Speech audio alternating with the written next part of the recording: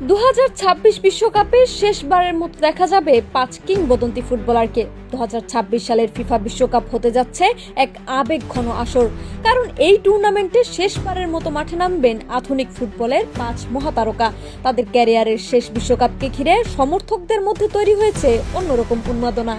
নম্বর 5, Robert Lewandowski, পোল্যান্ডের জাতীয় নায়ক ও ইউরোপীয় ফুটবলের অন্যতম সেরা স্ট্রাইকার। 37 বছর বয়সে নামবেন তার শেষ বিশ্বকাপে।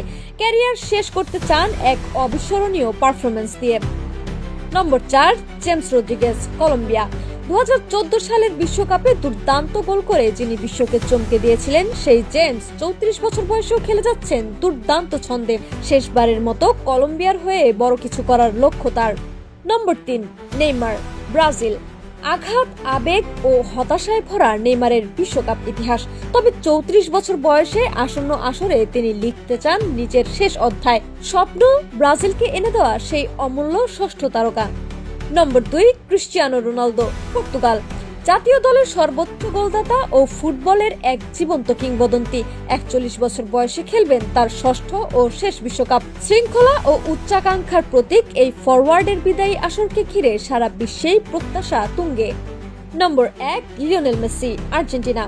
সর্বকালের সেরা ফুটবলার হিসেবে পরিচিত লিওনেল মেসি ইতোমধ্যেই বিশ্বকাপ জয়ের স্বাদ পেয়েছেন। তবে 39 বছর বয়সে 2026 সালের টুর্নামেন্ট হতে পারে তার শেষ আন্তর্জাতিক আসর, তাই এটি হবে এক আবেগঘন বিদায়।